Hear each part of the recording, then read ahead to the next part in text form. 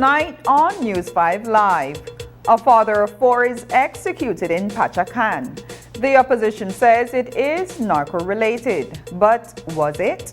A private sector organization in Chetumal called for the removal of Belize's travel advisory.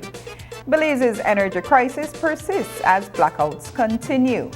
And tonight on the bright side, we look at lupus awareness. These stories and more coming up on News 5 Live.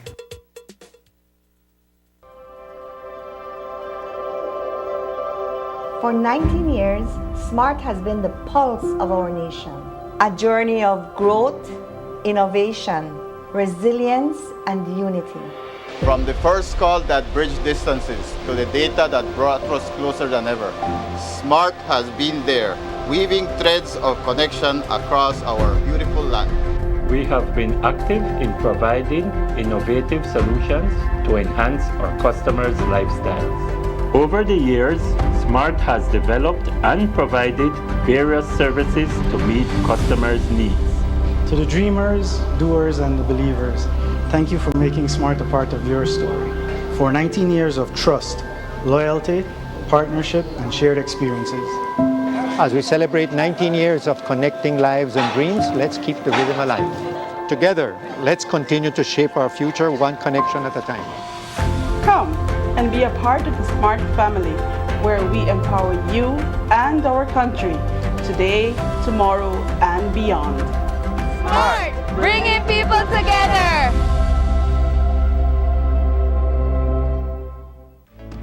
13,835,700 eggs are eaten by tourists each year, fueling our thriving economy. Tourism means business.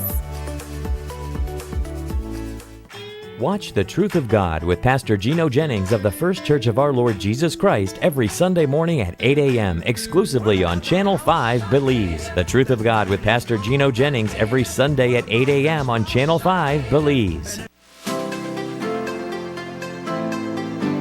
Discover a shopping experience like no other at the V Department Store.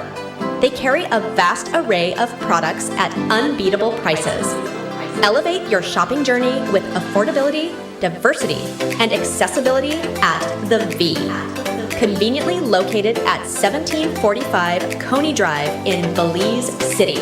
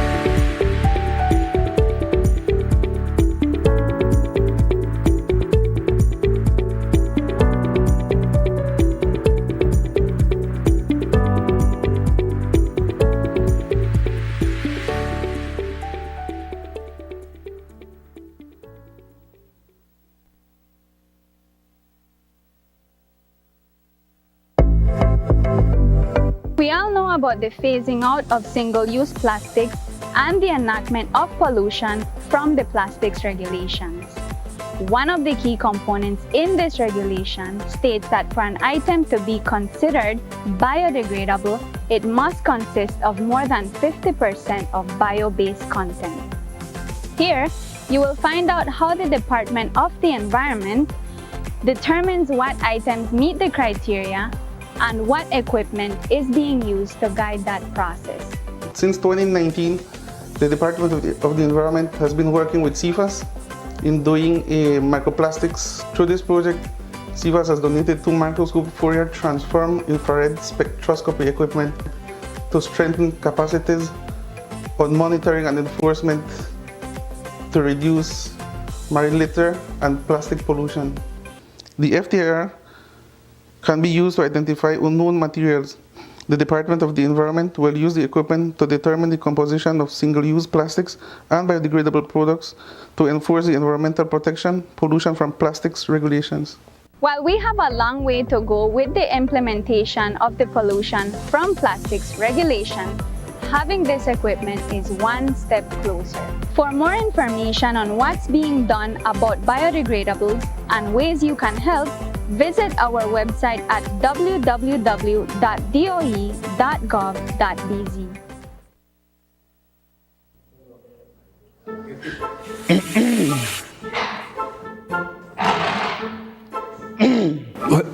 Well, sir, I really got through some stress with my barber.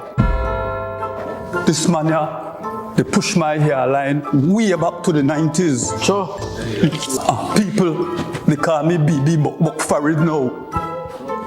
So I got a problem, right? I just do this photo shoot, and I want the best photo shoot. But somebody don't want me to post it up. I just tired of this, man. And I want to tell her to catch me on my way. I stopped at the shop and tell the lady I want $5 tacos. You could imagine what you give me? No paper. What are your problem? Honestly, life good for me over here. I just upgraded to the Digi1 Elite. I have unlimited postpaid plans, Digi TV, free home phone, and the fastest home internet. I going to upgrade mines now.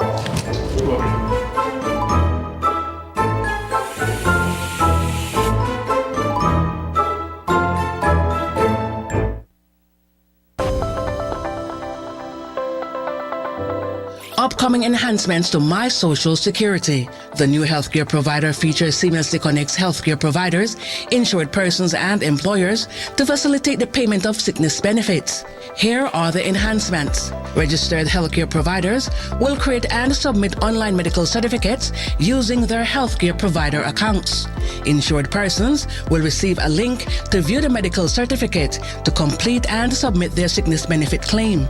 And employers will receive an email notification of their employee's sickness claim. Also, the insured person and their employer will receive a copy of the claim decision letter after review. Healthcare providers, insured persons, and employers are encouraged to create a portal account to access and benefit from these new services on My Social Security at ssbportal.org.bz. My Social Security online portal. Social Security at your fingertips. Unwrap the joy of crystal clear picture and sound from Iowa, the brand that offers you affordability and exceptional quality. Iowa has a wide range of exceptional products to choose from, such as TVs, speakers, headphones, home appliances, and much more at affordable prices that won't break the bank. Enhance your audio-visual entertainment experience with Iowa, and for your convenience, parts are readily available in country for hassle-free maintenance. You can find Iowa products at your local electronics store countrywide. Choose Iowa, the best in home entertainment and household appliances.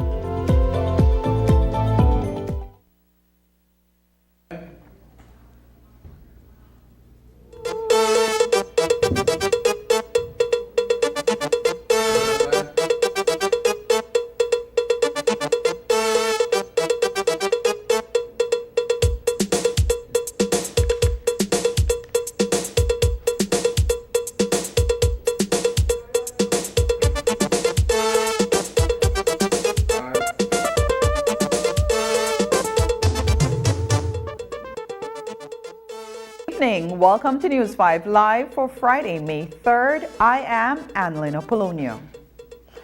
The quiet of Patacan village in the Corozal district was rattled by the sound of gunshots on Thursday night. When the dust settled, 28-year-old Benito Canela lay dead in front of his common-law wife, Indy Ruiz, and a group of neighbors. They were all socializing inside a park at the entrance of the village just before 9 o'clock when a gunman attacked. Canela is said to be a respected person in his community, known and loved by everyone there. So what was the motive behind his murder? Who wanted him dead? And is his execution related to the increased presence of cartel elements from neighboring Chetumal? News 5's Paul Lopez traveled to Patacan village today to find out more about the gruesome murder of Canela. Here is that report. A father of two was executed on Thursday night in Patacan village while socializing with a group of family and friends. 28-year-old Benito Canela and his partner Indy Ruiz were sitting in a park next to their home when a gunman targeted him. Cruz says they sat in the park almost every night after dinner. Se iba caminando y le pregunto ¿en dónde vas? Voy a llamar a la niña, me dice porque es su cumpleaños y su hija. Ahora me dice vamos, me dice para que le digas un happy birthday, me dice. Pues vamos, le dije, nos sentamos ahí. Él sacó su phone, llamó a la niña y no le contestó porque le digo, ellos es jueves, ellos están en church, porque ellos van en church. Y lo colgó, de ahí él me dio su phone y me dice, aguanta la llave de la moto porque él no le gusta tener nada con él, siempre me lo da a mí. Ahora estuvimos conversando, me tenía abrazada, estamos hablando ahí. Cuando se venía la vecina. Ahora le dice la vecina que qué hacemos aquí, agarrando un poco de aire, dice. Y se sentó ella con nosotros, ella y su hija. Y estuvimos conversando y todo. Mi mamá me habló a mí que venga a ver mi bebé. Yo vine, no tardé, ni 5 minutes, yo regresé back con ellos. Ruiz and Canela had been seeing each other for just over a year. Together, they have 4 children. She says that when she got back from speaking with her mom, they continued talking and hanging out as they would normally do. That is when a man wearing a mask to conceal his identity approached them. Tenía una de mis primas aquí al lado que estaba con su bebé de 2 años ahí con nosotros sentados. estuvimos hablando, relajando, estamos riendo y él está dando sus chistes, todo. Estábamos hablando normal, todos. Cuando salió un muchacho de aquí del terreno de mi papá, se iba y él le dice, bye, y dice, ¿dónde andas ahorita? She says Canela sprang into action and pushed her away from him. That is when the gunman opened fire in Canela's direction. The shooter had his weapon aimed on Canela and no one else that was around at the time. Él solo vi cuando él me empujó a su lado. Me caí y escuché los disparos. Cuando yo dije levanta, él ya está en el suelo. Yo corrí a donde está él. Aún los disparos seguían. Yo lo abracé conmigo. Police retrieved 10 9mm expended shells from the scene. A suspect is yet to be identified in this latest homicide. Minister of Home Affairs Karim Musa was asked if Canela's murder is related to the increased presence of cartel elements from neighboring Chetumal. Reporting for News 5, I am Paul Lupus. Tensions up north have been on the rise as acts of violence in Chetumal, Mexico continue to plague the city. These violent crimes are due to heightened cartel activity in the area, which many Belizeans are concerned will spill over into Corozal. We spoke with Minister of Home Affairs and New Growth Industries, Karim Musa, who said that Belizeans can rest assured that the increase of border security has been a primary mission. We know a couple days ago you held a meeting with the police department and other stakeholders in the free zone. Can you talk to us a bit about the police's operations to ensure that narco activity doesn't trickle into Belize? I cannot go in too much detail. As you know, approximately a year ago, we commenced operations in the north of our country, along the Rio Hondo, in particular villages along the Rio Hondo, and in the Corozal Free Zone as well. And so the meetings that we had earlier this week was with the Ministry of Defense and Border Security, along with Minister Marin, Minister Mira, and of course General Loria. In terms of our collaborative efforts along the border to not just continue the good work that this unit has been doing, but to increase our presence along the border in light of the recent build-up in Chetumal. So we are deploying further personnel, and again, I cannot go into further detail, but I can say we are deploying additional personnel. How successful was that operation? I would say it's been successful so far. I think one of the biggest threats coming out of the activities that have been taking place in Chetumal and the response by the Mexican government to deploy some 200 National Guard and Marines is that there is a likelihood, a possibility rather, that some of these individuals may try to seek safe haven in our country. And so it really is about preserving and protecting our borders so that these individuals do not come across. Considering the recent spike in cartel-related violence in Chetumal, the government of Belize issued a statement advising Belizeans to exercise caution when traveling across the northern border. Amir Padilla Espadas, president of the private sector organization Canaco Chetumal, has expressed concern over the potential harm to Chetumal's local economy, as Belizean commerce is a major contributor. In an interview with Minister of Home Affairs and New Growth Industries, Karim Musa was asked about the advisory.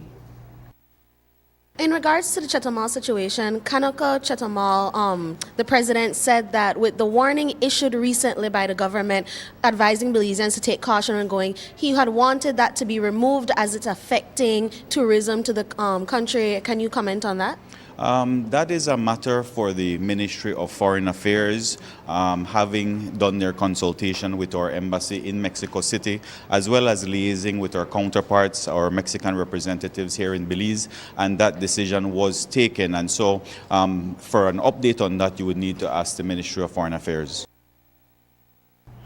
Earlier today, opposition leader Shine Barrow also spoke with reporters concerning the permeation of narco operatives in northern Belize.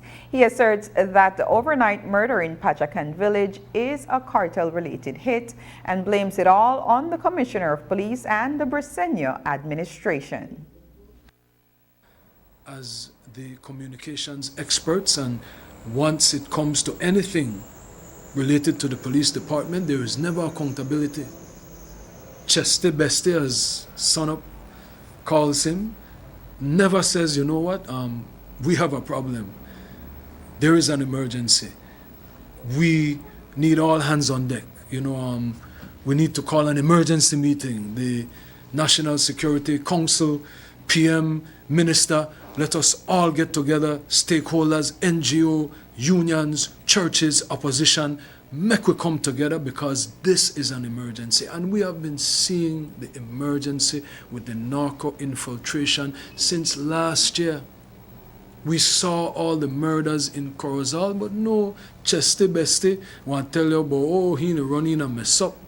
And yeah, where he and do when he retire from the commissioner's office and taking all of us for Konomono and Papisha when he is charged with the very grave, very serious responsibility of our citizen security. And we see that that is under threat. So with the execution last night, I am on the ground, I know what is happening. That was a direct result. That was an execution from the narco infiltration that has taken over Corozal from last year, probably before that. I can tell you that high officials in the People's United Party are responsible for the narco infiltration in the north, Corozal specifically. So the country of Belize needs to be on high alert. We are a narco state. You might not hear about the planes landing, but they're still landing. Coming up, will gas turbine really solve BEL's energy crisis? Hello, friends. This is Dr. Bob Roberts with another 60-second sermon from God's Word. The Bible says, "And others saved with fear, pulling them out of the fire, hating even the garment spotted by the flesh." Jude reminds us that we are to be literally snatching people out of hell, loving the sinner but hating the sinner's sins that has ruined their lives. Many years ago, a missionary friend was sitting at her desk when a burglar burst into her home with a dagger in his hand. To his amazement, she stood up and said, "In the name of Jesus, I command you to stop." It so frightened the burglar that he fled. She called the police and he was apprehended shortly. He was put in prison to await his trial. She regularly visited him, seeking to get him to trust Christ as his Savior. Finally, the day of the trial came. The lady was called to the stand. The judge asked her, "Is it true you have visited this man in the prison?" She responded, "I have." He then asked why, since she was there to testify against him to send him back to jail. She replied, "Judge, I want him to go to jail, but I do not want him to go to hell. We must love sinners and hate and detest the sinner's ways." Today's 60-second sermon has been presented by Dr. Bob Roberts and Christian Foundations of Faith.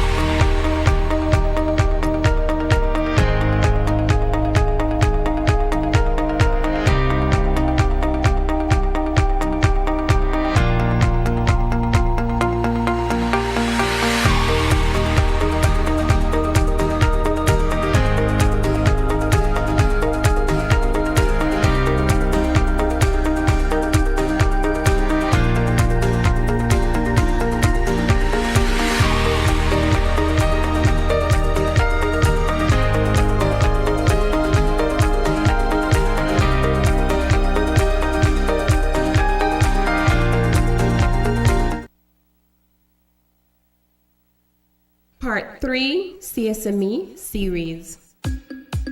Do you want to live and work in Jamaica, Barbados, St. Lucia, or any other member state participating in the CARICOM single market and economy? Do you have an associate's or university degree or Caribbean vocational qualifications? Are you a media worker, A musician or artist? A nurse, a sports person, or a teacher? If so, as a CARICOM national and a holder of a CARICOM skills certificate, you are free to live and work in CARICOM. Apply today for a skills certificate at the Department of Immigration and Nationality Services in Belmopan City. For more information, contact us at the Directorate General for Foreign Trade at 501-822-2832 or at foreigntrade@btl.net.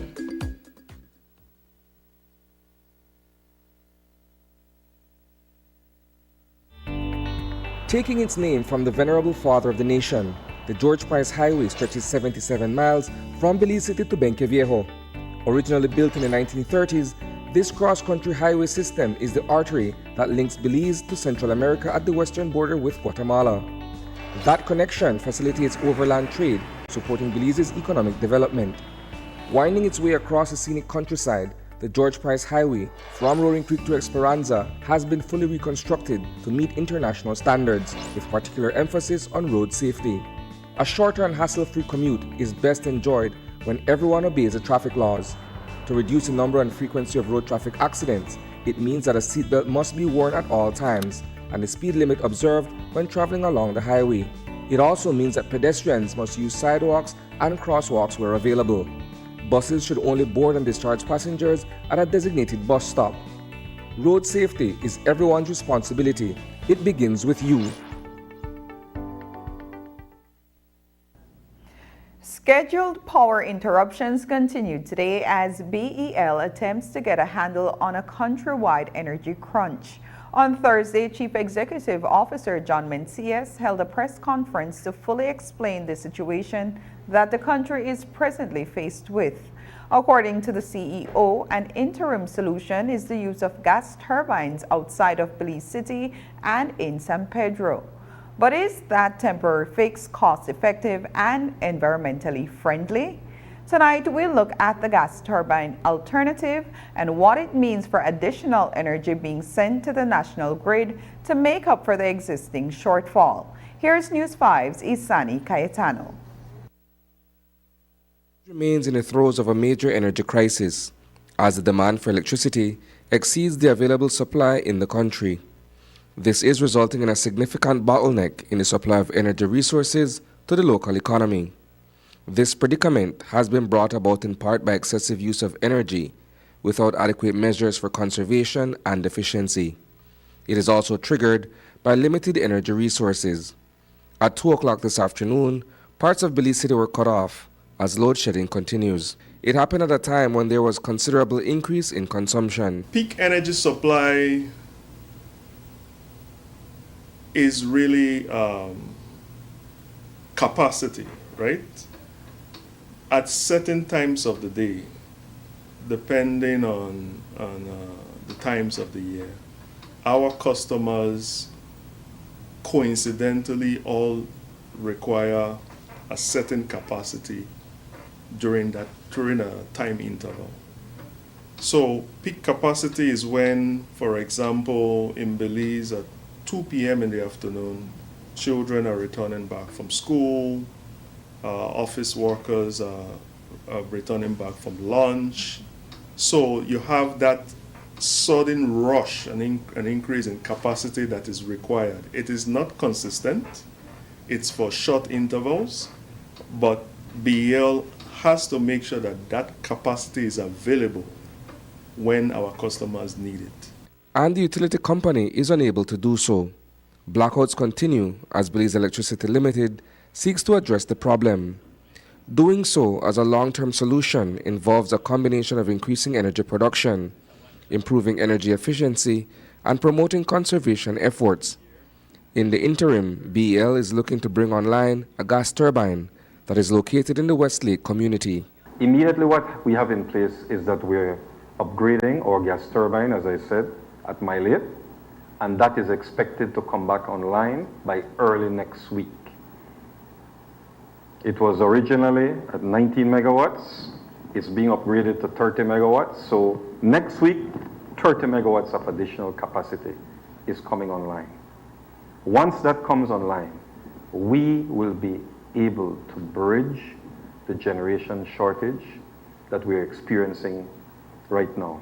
A gas turbine is a type of continuous flow internal combustion engine. The gas turbine is basically an aircraft engine. It was derived from the aero industry, and it uses diesel fuel to burn mixed with air, and that drives the gas turbine. The gas turbine in turn drives the generator. The generator is synchronized onto the grid, and power is produced to the grid. This plant, when we bought this plant, we bought 20 megawatt of power, but in its better days, we see up to 22 megawatt of power from this gas turbine. That would represent close to maybe 1/5 of our grid right now, 1/5 of the total power of this grid. According to Chief Executive Officer John Mencias, BEL will also be installing a gas turbine in San Pedro in a few weeks. And then by the end of May, we'll be adding another 20 megawatts of capacity gas turbine in San Pedro. So that means that by the end of May, compared to where we are now, we're putting back, or we're installing on the grid 50 megawatts of additional capacity. That will put us in a position to be able to meet peak demand well beyond the next 12 months, and more than likely up to about 18 months. It's an interim solution that's very costly. Gas turbines run on diesel, lots of it. In speaking with Mario Veos, Superintendent of Operations at BEL, he gave us an idea of just how much fossil fuel is consumed when the gas turbine is in use. This, I believe, consumes a lot of fuel to run. Explain that to us, perhaps relative to any other source of electricity that's being brought onto the grid. Yeah, this turbine, when running at full load, this would consume, to make it simple, like 25 gallons of fuel per minute at full load. So so you could calculate that in an hour and to see how much fuel we use in 1 hour. I think for a day, depending on how we run the unit, we could burn up to 30,000 gallons of fuel. All that fuel consumption will not come cheap. There is a very important implication to putting in place these gas turbines. These gas turbines will help us to overcome the current capacity shortage that we have, but they burn diesel. And to put that in perspective for you, just the cost of the diesel, of running the machines on diesel per kilowatt hour, ranges between 45 cents to about 60 cents, sometimes higher.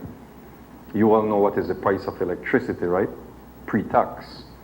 The average price is about 40 cents.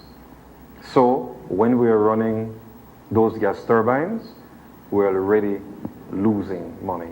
There's a net difference of about anywhere from 20 cents to up to 30 cents or more. That difference will inevitably create an entirely new challenge for the already overwhelmed company. What does that do? It pushes up the cost of power. We have to find cash to pay for the fuel, for the additional cost of power, and that cash is important for the investments that we need to make in reinforcing and extending and strengthening our transmission system. That cash is important to put a second transformer up at Moscow, for putting additional transformers throughout the country. It's important, actually, we need that cash to be able to install the second submarine cable to San Pedro. Reporting for News 5, I am Isani Cayetano. It will be another 3 weeks before the Belize Electricity Limited will be able to install a gas turbine capable enough to meet San Pedro's increasing power demands. Earlier this week, the island town experienced 2 major power outages and later suffered a third, which lasted only 2 hours. According to Belize Rural South Area Representative Andre Perez, that last interruption was caused by a technical glitch on the island itself. He also said that the spate of blackouts in San Pedro has delivered a blow to the businesses that depend on power supply. News 5's Marian Ali visited San Pedro today to get an idea of how the interruption of power supply has impacted the flow of business there. Here's that report. For our medication that needs to be kept cool, we use the ice bags. So we can put them on a cooler and then keep them there to maintain its temperature as how it's supposed to be kept.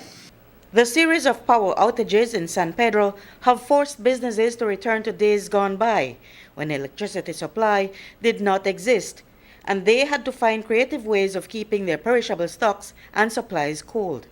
Nurse Siana Castaneda shared with News 5 that the interruptions in power supply have forced the staff at San Carlos Medical Clinic to resort to 20th century techniques to refrigerate their supplies and samples.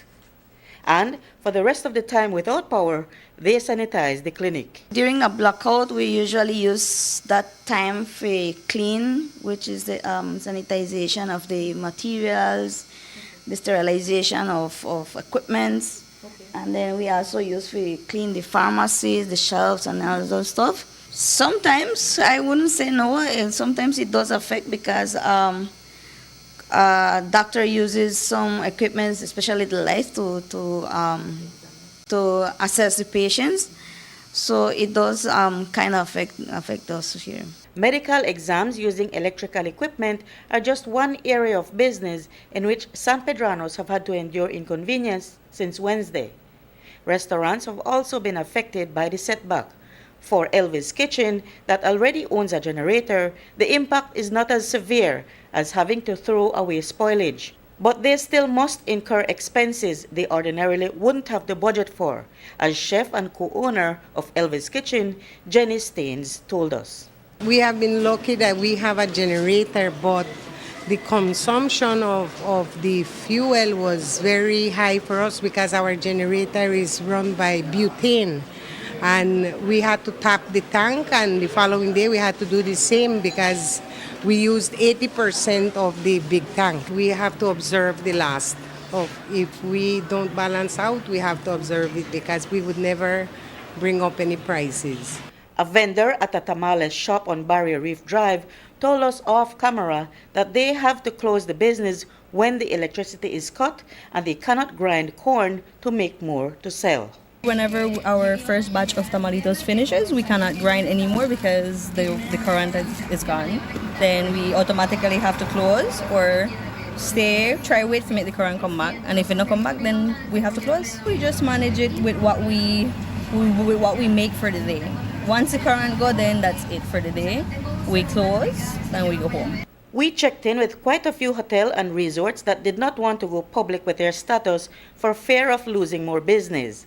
One resort manager did share with us that they lost money when a few tourists checked out early.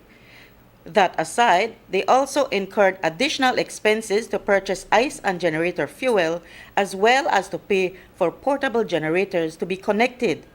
The economic impacts suffered across the town is one that sent the Belize Rural South Area Representative Andre Perez into a meeting during the latter part of today with relevant parties to discuss the situation. I certainly cannot quantify it, but certainly the numbers in quite a significant amount as it relates to restaurants, hotels, not only but at home as well. People who are working, gainfully employed, they lost as well. Including some damages as well in appliances. And then again, last night we had another outage of about 2 hours, and we were told that it was an emergency that they had to do at the southern part of the island. Perez says that BEL has assured that the problem will be remedied by the end of this month. But Perez questions BEL's investments on the island and asked for priority, considering that San Pedro is one of the nation's most popular tourist destinations. I'm not here to point fingers, but rather this is an indication of the growth of the economy. I mean, especially as it relates to tourism. San Pedro has been growing by leaps and bounds. So I think BEL is playing catch up to supply that energy that we are consuming.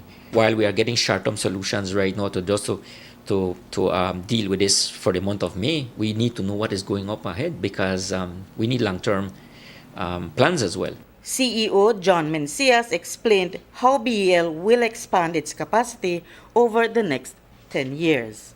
For the period now, 2023 to 2032, the next 10 years, which is the plan, you see that we expect a huge spike in demand because at the rate we have been, the rate of growth that we have been seeing, we are projecting that this is what the increase in peak demand will be in this country.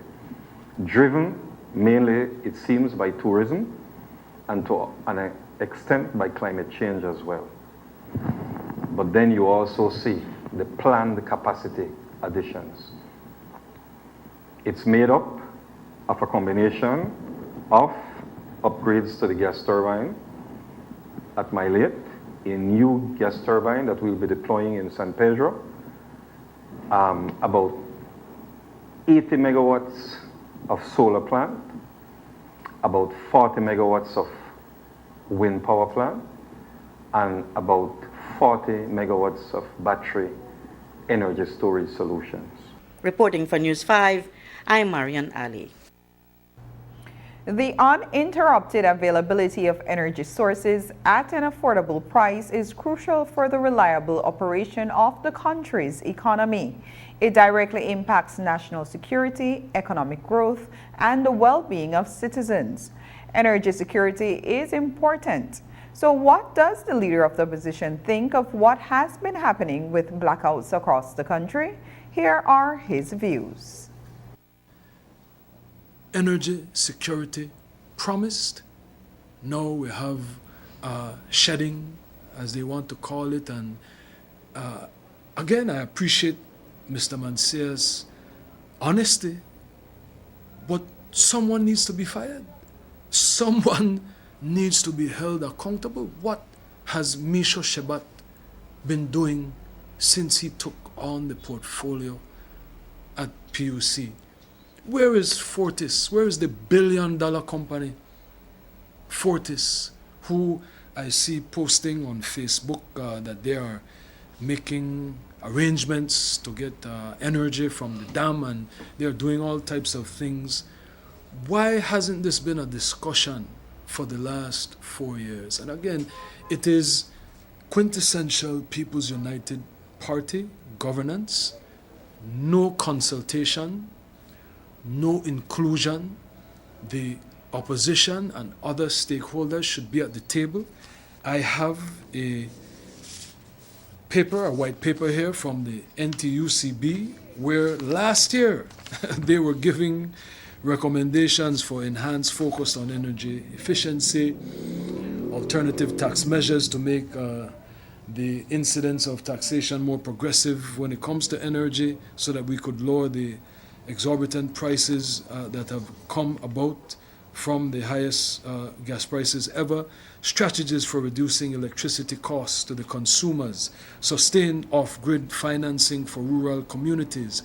So for us to be here now with John Mencias, the CEO of BEL, saying, well, for 10 years, we knew that we had this problem, but no one did anything, is absolutely deplorable. It is devastating to the health sector, to the tourism sector, to the economy, which is driven by our tourism. As we have reported, there has been an uptick in cartel-related violence in neighboring Mexico. News 5 was in Chetumal on Thursday to find out how the recent spike in crime and the government of Belize's travel advisory are affecting the influx of Belizeans to Chetumal. We found out that since Monday, there has been a decrease in traffic across the border. As we said, this is of great concern to businesses in the city. There is also a fear that the violence will spill over into northern Belize. News 5's Paul Lopez reports. On Thursday, a News 5 team traveled to Chetumal to find out whether recent reports of increased cartel activities in the city are stopping Belizeans from traveling across the northern border. We found that many Belizeans are still going across to shop for leisure and business, though the numbers have undoubtedly decreased this week. A genuine fear of encounters with cartel elements is on the minds of many. Well, when I have the overall look on it, like you said, it's something common in Mexico, so I'm not really surprised. It's just sad that it's getting closer and closer towards home. Well, I still feel secure and safe. We don't put ourselves in any endangering predicaments or not lingering where we're not supposed to be, Just as long as you there and you keep aware of your surroundings and, like I said, be cautious. I believe everything pretty much safe for you. But in regards, you still have to have focus and know that the danger do exist. On Wednesday, the Ministry of Foreign Affairs issued a statement on the situation in Chetumal. It says that the government of Belize is monitoring the recent rise in violent crime in Chetumal. The ministry advised Belizeans to exercise caution when traveling in the Mexican state of Quintana Roo. And there is also real concern that the violence can spill over into Belize. And then as minister, because I think you'd understand that some people are fearful that in fact there may be greater consequences in Belize of what's happening in Quintana Roo. We know that there's collaboration with some already here, some criminal elements already here, and cartel operatives. What would be your advice to Belizeans? And when they say, well, our Belize Police Department and even military might not be able to compare to the weaponry that cartels have? I would not agree with that. We are adequately prepared. We are adequately resourced in terms of our police department and our military to handle this type of situation. It won't be any sort of mass incursion that we are expecting, and so just certain individuals may try to seek refuge in our country, and that is what we are trying to prevent and to ensure that their tentacles do not spread further. And so we are targeting certain individuals who our intelligence is suggesting have been working along with them, targeting those individuals and again nipping it in the bud. Amir Padilla Espadas, the president of CARICOM Chetumal, a private sector organization in Mexico, has called on the Belize government to swiftly address and remove this warning. He stressed that its continuation could adversely affect the influx of Belizean visitors who significantly contribute to the local economy. Oscar Arnold, Belize's ambassador to Mexico, is scheduled to meet with Mexican authorities in Chetumal on Saturday. There was also a meeting held earlier this week with the head of the Secretary of Government in Quintana Roo, where they met with the business community to try to allay their fears and also to introduce the plan that they're rolling out and putting in place to ensure citizen security in that area. The police have also said that I don't know if when you visited Chetumal, when you drive around, there's these small security booths at different intersections or on different corners of street. The police have said that you will see more security personnel at these security casetas, and there may be more roadblocks where there will be enhanced due diligence, where they will be asking more questions and maybe even searching vehicles.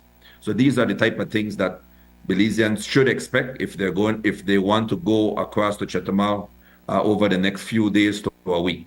Ambassador Arnold was asked if the cartel violence in Chetumal has primarily been between members of these gangs. He says that to date, no tourist has been targeted in any attack. So far, that is what is being seen. That is the intelligence coming out of the authorities at the moment. However, as you may remember, because I've done interviews with you in the past when Belizeans have been killed in Tulum, in and around Cancun, and the initial investigations on a few of those have revealed that Belizeans were involved in that sort of activity and get caught up in turf wars. As it relates to what has been happening over the last 48 to 72 hours, no Belizeans have been targeted. No tourists, whether Belizean or any other nationality, have been targeted. So it does seem as if though it would be within rival groups. Reporting for News 5, I am Paul Lopez.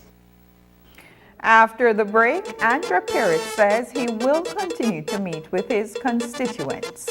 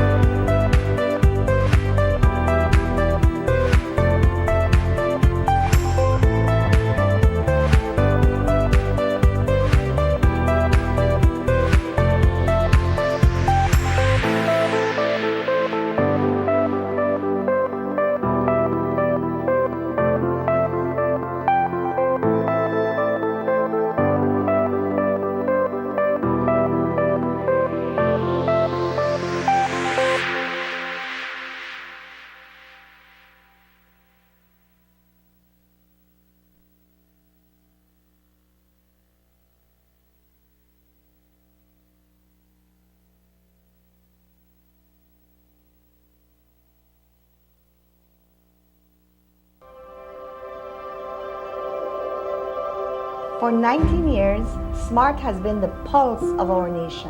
A journey of growth, innovation, resilience, and unity. From the first call that bridged distances to the data that brought us closer than ever, SMART has been there, weaving threads of connection across our beautiful land. We have been active in providing innovative solutions to enhance our customers' lifestyles. Over the years, SMART has developed and provided various services to meet customers' needs. To the dreamers, doers, and the believers, thank you for making SMART a part of your story. For 19 years of trust, loyalty, partnership, and shared experiences.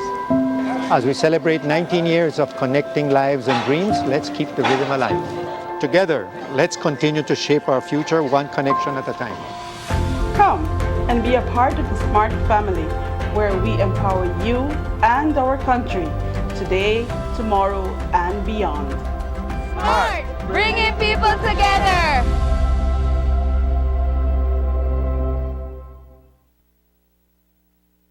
Are you looking for low-cost television advertising?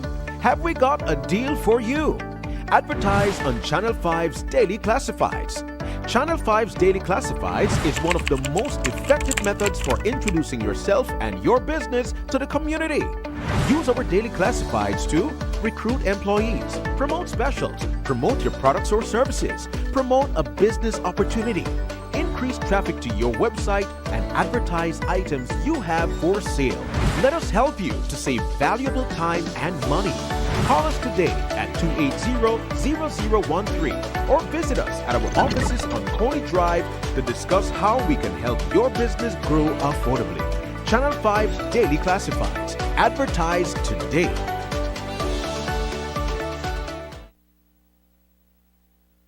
Do you have information about a crime or a fugitive in our community? You can submit a tip anonymously with your smartphone. Using this program in safeguarding our community also protects your identity, keeping you out of the court system, and could earn you a cash reward. Here is how it works. Download the free P3 Tips app from the Apple Store or Android Market. P3 is the provider of our secure anonymous tip collecting software. Open the app and create a PIN, but be sure to remember that number, then select your location. Next, select the type of crime. When submitting a tip, be as specific as possible. If you have a picture, video, or audio that will help officers, you can upload them from your phone. Information leading to an arrest can earn you a cash reward of up to $1,000. Once your tip is submitted, you'll be given a tip ID and password. Check back if your tip leads to an arrest. You'll be told how much you were rewarded and how to anonymously collect your cash. The United Democratic Party has chosen Dennis Williams as standard bearer for the upcoming Toledo East by-elections, and the party has hit the ground running in canvassing the constituency. As we reported earlier this week, party leader Cheyenne Barrow met with several UDP officials in the South, including former area representative Peter Eden Martinez, former Punta Gorda Mayor Ashton McKenzie, and Franklin Polonio, to strategize a victory for the UDP. Williams will run against a People's United Party candidate to fill the void left in the wake of Mike Espat's recent passing. Disho is a student protege of the Eden Martinez School who was successful against Iron Mike in 2008, and he was very instrumental in bringing Eden in, and so I am very confident in his ability to deliver Toledo East for the United Democratic Party. He has paid his dues. He has been there since the victory of Eden Martinez, who took out Iron Mike. And I am confident that whoever the People's United Party candidate is, and I know they have their own division and their own civil war happening right now in Toledo East, I'm confident that he will be able to deliver Toledo East for the United Democratic Party. This week, San Pedro Mayor Wally Nunes announced publicly that he intends to run against the current area representative Andre Perez for the seat. Nunes said that he was going by requests made of him by the same voters in Belize Rural South, and that it was nothing personal against Perez. Today, we sat with the area representative in his office, and he told us that he supported Nunes during his campaigns and that he also does not take the challenge personally. But he told us that he will continue to meet with his constituents regularly. The mayor right here seems to be the person that is the right person, and the different candidates. And I was one of the first to endorse him and support him and campaign and work with him. My office, myself as the area representative, I've always extended my hands to collaborate. I've always been that person who's a good listener, always offering solutions that we're having issues here. So on my part, I've always been trying to collaborate, extending my hands, including when it came for the elections 2 months ago, not even 2 months ago that we had elections. Again, we united. I went there, gave it my all, because we're one party. So as far as my part here, I remain committed to work for the betterment of this community. The wholesale importation of golf carts in San Pedro over the past couple years has entered new and creative means recently. Golf cart rentals are now resort to disassembling the vehicles into parts and then transporting them onto the island. Today, Belize Rural South Area Representative Andre Perez told News 5 that because of the traffic congestion, permits are not being granted for any more golf carts to be imported in San Pedro. It is a problem that Perez says his office will be collaborating closely with the town council to enforce traffic rules and regulations, and where necessary to get the Ministry of Transport involved. I can see at this point in time, I have reached out to the Minister of Transport and the CEO that we may need some kind of additional support, maybe at the port, that they go there and inspect these things, because they need to have permits. They need to have a permit while you may say you have a dealership license, that does not give you open packet for you to bring in 100 golf carts because you have dealership license, right? So we have to have some kind of enforcement there going. And we have reached out and for support there as well. We have to cap it and say no more. Because at this point in time, you can go there and rent a golf cart and you'll pay a rock bottom price for it because the supply is plentiful. Now, I'm not saying that we want to increase prices for tourists, but finding the balance is that enough is enough, and the tourists will understand when I have the traffic problem and the congestion, you realize that we've reached our point that we have to say no more. Secondly, enforcing the quality of the golf cart that's being rented, because oftentimes you see some of those tourists are stuck middle of the street right there, they broke down.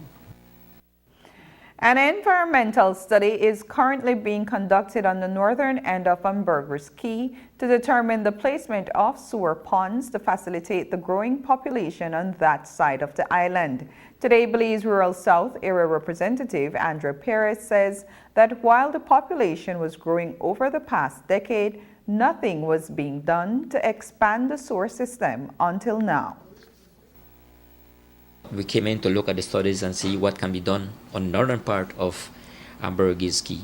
And that again I want to highlight is the sewer system was installed many years ago, and that is where it's at. No expansion, no growth in it, no plans ahead. And that is another utility that we're dealing with apart from electricity and the sewer and water as well, is that there was no plans for the last 15 years, no kind of plans, no expansion. Nothing for the infrastructure. So now that this infrastructure is virtually the same as it was 20 years ago, nothing has been done. So that's another issue we're dealing with. I think, in fact, I know only the town core is hooked up to the sewer system. Environmentally speaking, right now, it's a concern as well.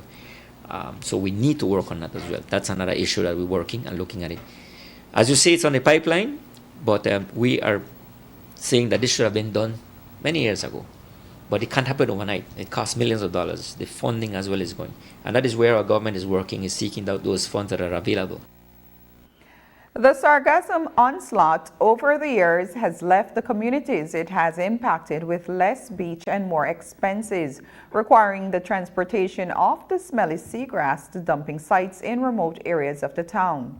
But there is a collaboration between San Pedro Town Council and the Belize Rural South Constituency Office to replenish over a mile of eroded beach line caused mainly by sargassum. Indeed, the mayor and I, we have discussed about beach reclamation. We have been working together on that one about extending the beach from Boca del Rio all the way just reaching before Ramon's. That's almost just over a mile. But the reclamation, I don't want to call it beach reclamation. I think the word that the person said is beach rehabilitation, if you want to say it, because beach reclamation sounds like kind of rough. But it's the same thing. The point is this: working together with the dredging company, making sure we get the clearance of the DOE, everything, fisheries department, mining, everything. We want to extend it 40 feet. It's going to be starting soon. I was reaching out recently to the mayor on that one as well, and he just expressed to me that they're willing to, ready to sign. I think then a down payment needs to be made. We don't know the figure as yet, but we need to work together. We're working with the company because dredging the sand to reclaim means that we have to work with them. It's going to cost hundreds of thousands of dollars to do that. So we have to collaborate with him also to provide sand that he can sell to other places that can do the refilling, and that is how he gets his money, from the natural resources that we can offer. But we do it in an environmentally sound way that can be a win-win. I can tell you this: the support of the community says beach reclamation is a must. Climate change is real, beach erosion is real. When we return, Belize's first International Social Work Conference.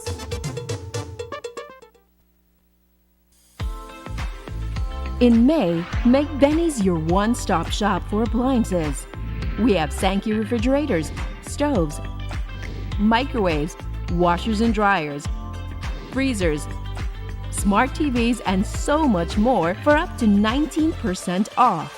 Get amazing deals for mom and appliances all May long, and don't forget your B-Bucks whenever you make a purchase to be a part of our Homecation raffle to win $10,000 in December. Benny's, quality and savings.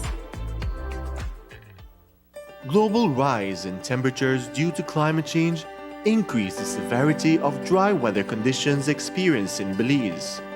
Forest fires, dust buildup, and contamination of our power lines can result in power interruptions. At BEL, we continue to do our part to minimize the impacts of challenging weather conditions and improve the reliability of our power line system. You can help. Report forest fires or damaged power line structures using our BEL 24/7 app or call us at 0800 BEL CARE. That is 0800 235 2273. We continue to serve you. Today, representatives from the University of Belize and the California Baptist University gathered to participate in an international social work research conference. This year's presentations focused on the topic of mental health in Belize. The two-day event serves as a means for key stakeholders to gather and discuss how to protect and assist people struggling with mental health in Belize. News 5's Brittany Gordon attended the conference today for more details. Here's the story.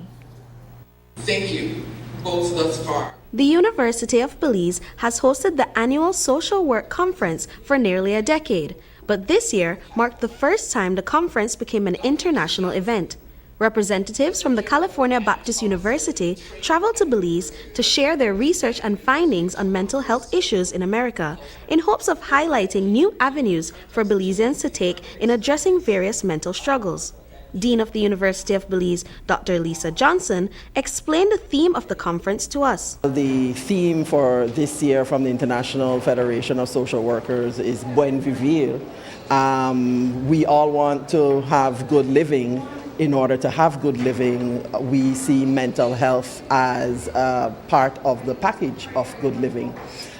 We believe that this is a sector that involves multiple disciplines, different professionals, and so we want to create a platform for social workers and other professionals who are involved in mental health and wellness to come together, to exchange ideas, to identify our gaps, and start talking about realistic solutions to our problems. The conference covered various topics such as practice for police officers in mental health needs of children in foster care, and trauma and resilience in gang-involved girls in Belize.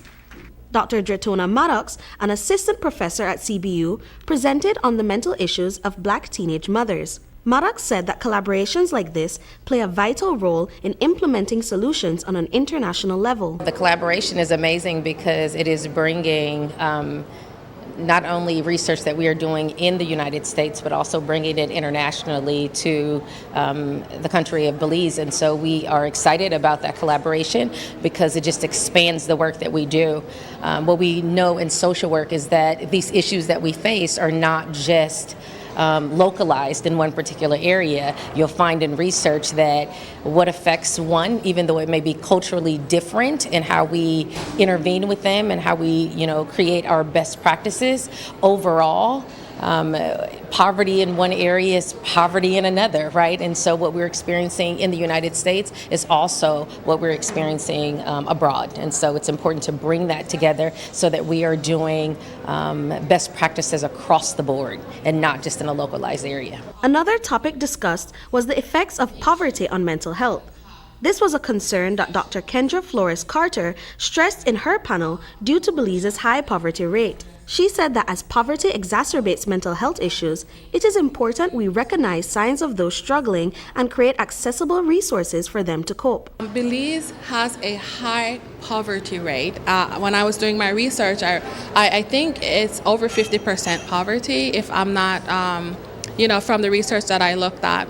And so what that tells me is that there is a significant need for mental health resources and services simply because poverty is directly correlated with our mental health.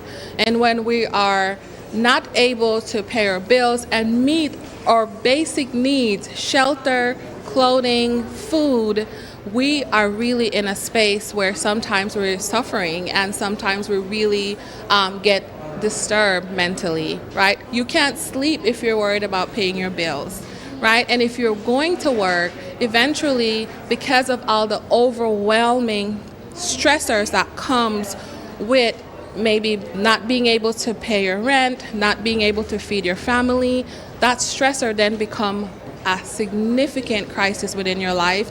And really and truly what happens is you break down. And you're kind of worse off, actually. And so it's very, very important to be able to create resources and really recognize when people are in crisis. Attending the event was a cross-section of stakeholders, including representatives from law enforcement, the healthcare sector, and academia. Johnson said that the inclusion of a broad range of persons is important for the effectiveness of the event. Present, we have representatives not only from the University of Belize's faculty, but Ministry of Education and also Ministry of Home Affairs. The Minister of Home Affairs, in fact, is here himself to participate in one of the panels. You will see police officers, social workers out in different fields of practice, and really this is for every professional.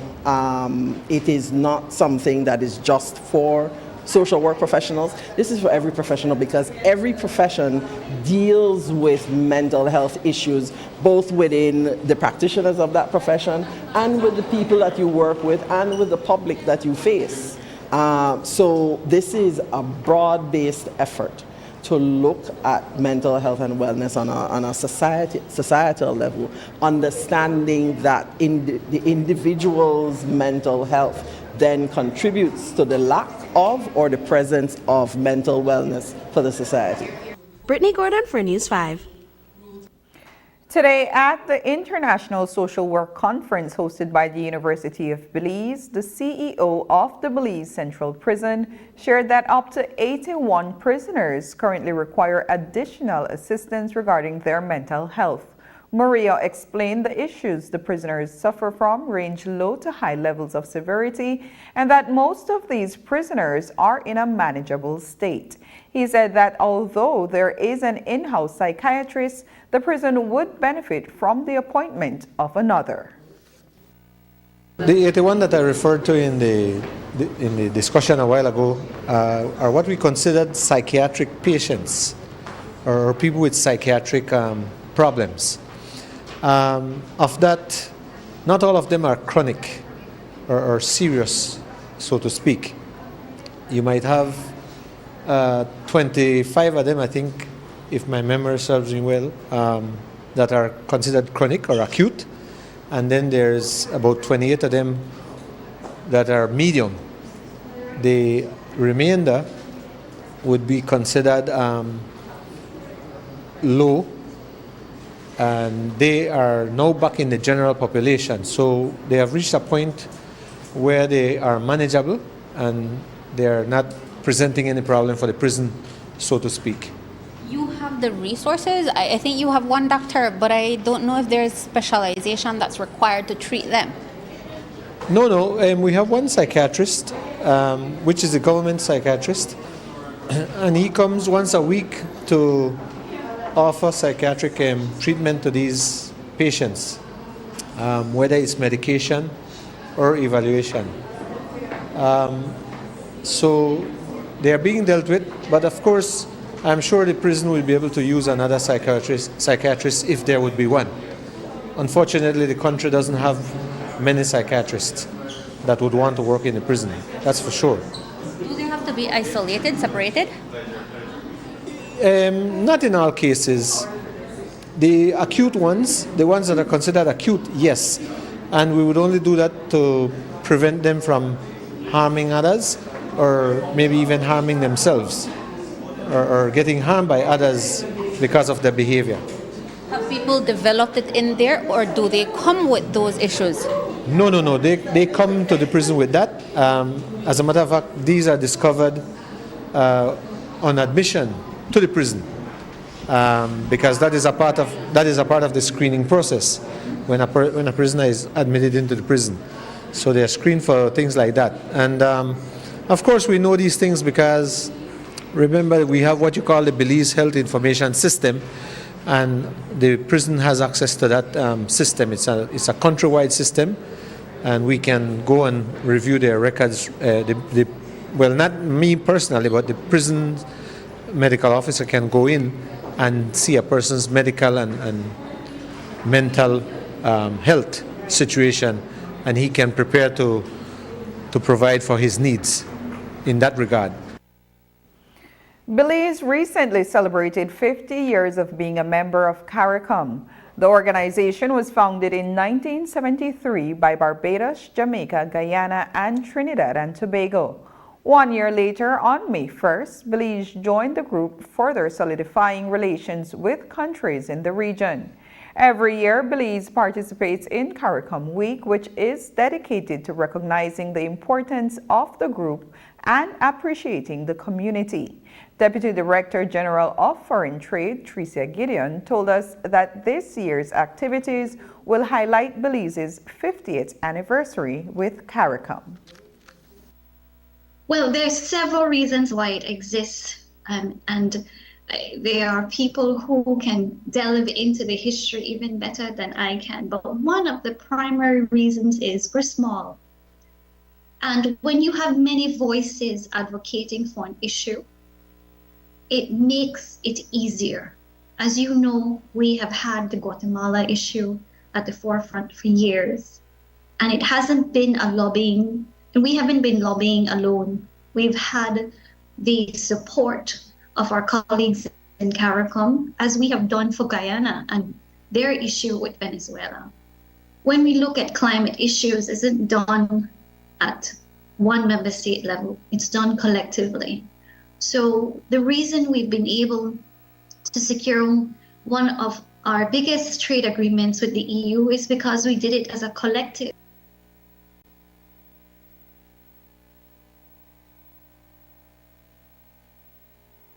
Up next in this week's episode of The Bright Side, a lupus fight.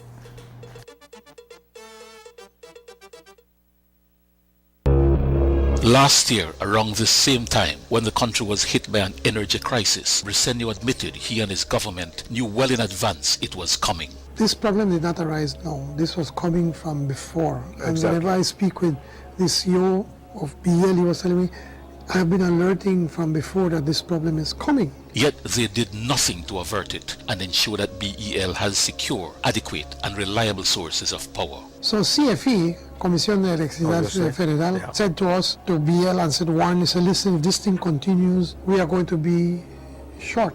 And so we may have to consider cutting you for a short while. 1 year later, the same energy crisis is back again, and they still have not done anything to address it. Back then, Briceño even conceded the energy crisis resulted from the lack of vision and foresight by his own government. The problem, again, is a lack of vision and foresight from the side of the government, in the sense that the government a long time ago should have stepped in, because we know that there's this feud between BL and PUC. Nothing has changed, and with this government, nothing ever will.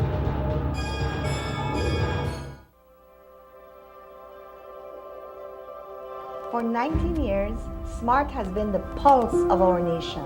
A journey of growth, innovation, resilience, and unity. From the first call that bridged distances to the data that brought us closer than ever, SMART has been there, weaving threads of connection across our beautiful land. We have been active in providing innovative solutions to enhance our customers' lifestyles. Over the years, SMART has developed and provided various services to meet customers' needs. To the dreamers, doers, and the believers, thank you for making SMART a part of your story. For 19 years of trust, loyalty, partnership, and shared experiences. As we celebrate 19 years of connecting lives and dreams, let's keep the rhythm alive. Together, let's continue to shape our future one connection at a time. Come and be a part of the SMART family, where we empower you and our country today, tomorrow, and beyond. SMART, bringing people together.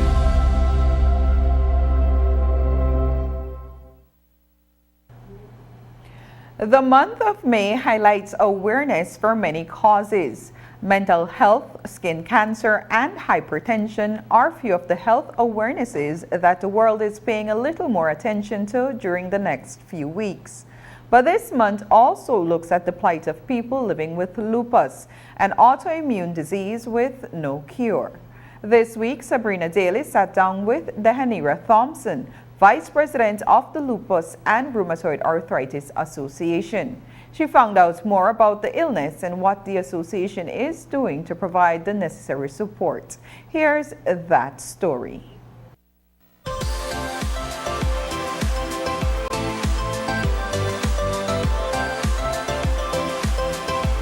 And I remember my mom getting the call and she started crying, and I was just ignorant to the fact that I'm like, well, yeah, it's positive, but like, so what? Like, I'll just take the pills and I'll be fine.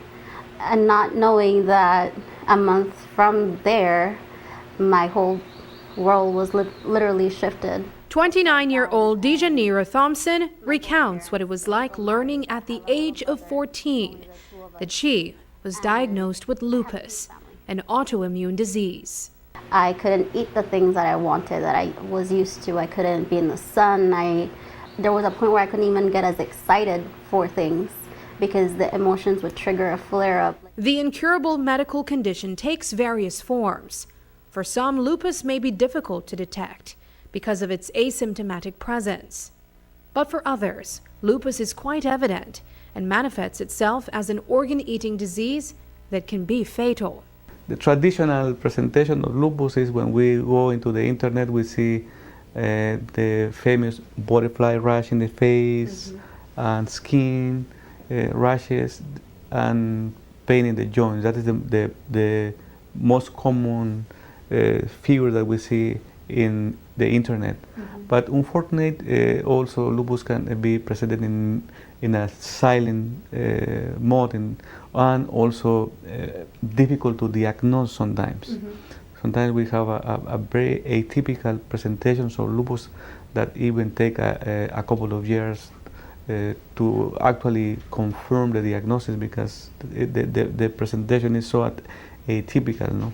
And there are 3 different types. They have the SLE, which is the skin condition, the systemic lupus, that's the internal, it affects all the organs. They have the discoid lupus, which is the skin one, and then they have the ones that affect directly the kidneys, majorly. I have 2 of those. I have the systemic one and the discoid, which is why I have a lot of scars because of what happened in 2015. It's been more than a decade since Thompson's diagnosis. The worst of it was in 2015, when she fell into a coma that she has little memory of. In 2015 was the scariest one, I would say. My lungs got affected and I went into septic shock. That caused me into going into a coma for 8 days. How old would you have been around this time? I was 20. That was in 2015. I was 20. She is a fighter. No, I'm really glad that she is in the stage she is right now. But she had some periods in the journey of lupus that she was really difficult time for her. Even she was admitted into the ICU. She was on an induced medical coma because of complications of lupus. But I'm glad that the team of people that work in the ICU for her, we managed to help her. I guess it's so traumatic, and that is why I always say that I tie in lupus with mental health, because it's very important. I think it was so traumatic that my brain tries to protect me from remembering that. And so I vaguely remember it when people ask me, were you in pain? I don't remember being in pain. I remember hearing people when I was in the coma. The Lupus and Rheumatoid Arthritis Association is an organization that's seeking to spread awareness and support to the growing number of persons diagnosed and living with lupus. The association has membership of almost 100 persons living with this autoimmune disease. 6 of 7 executives are diagnosed with lupus. President of the organization, Arlette Gomez, shared why this should not be overlooked. It is very concerning. And what is most concerning too, though, is that a lot of people, there are people walking around with it and not coming out and not saying, I have it. You know, it's not a stigma. It's not a shame. You are battling something that is very debilitating and very mentally hard. So come, let us help you. Lupus belongs to a condition that is called also like rheumatoid arthritis, and these type of conditions are in the same category. And for Belize to be a small country, the number of patients we see with lupus and all these rheumatological conditions is a lot. No? Is that concerning to you, doctor? Well, it's a concerning, no, because of course there are many things. One is the ability to diagnose. Second, also some of the patients with lupus require to be on medications, on several medications on a daily basis. No? Talk to me about why it was important for you to be a part of an association that advocates for persons to understand what lupus is, and of course the support that is needed for persons battling with this. If I can do it, others can. And that's the whole point behind the association, that if we can do it, and not everybody has that support like I have in those members, right? And that's what we want to offer. Let us get together. Hey, you're not alone. This doesn't work for you. Let's get you to the right person. Let's get you the correct people that can donate, because we're not rich by any means, right? That is why we ask for donations. That is why we do these monthly the May activities to raise funds, because the medications are very expensive. During the month of May, the association ramps up its campaign to spread awareness about lupus and encourages supporters to give in any way that they can. May 18th is recognized as World Lupus Day, and the association is asking the public to gather in Belize City and walk in support of persons fighting this illness. We usually walk in the evenings because the sun is not our friend, and so our walk usually starts at 5 in the evening when the sun is about to go down, and we're hoping to have that on the 18th of this month, and it normally starts from the Civic Center and goes through downtown to the Memorial Park.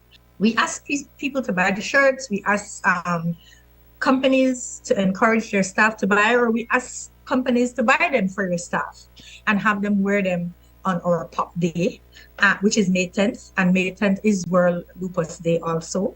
And then if the companies buy the shirts for you, then you can give a small donation to the association. Looking on the bright side, I'm Sabrina Daly. And that's the news. Tonight's broadcast is available at channel5belize.com on both our Facebook and YouTube. I'm Annalyn Apollonia. From all of us here at News 5, have a happy and safe weekend. Good night.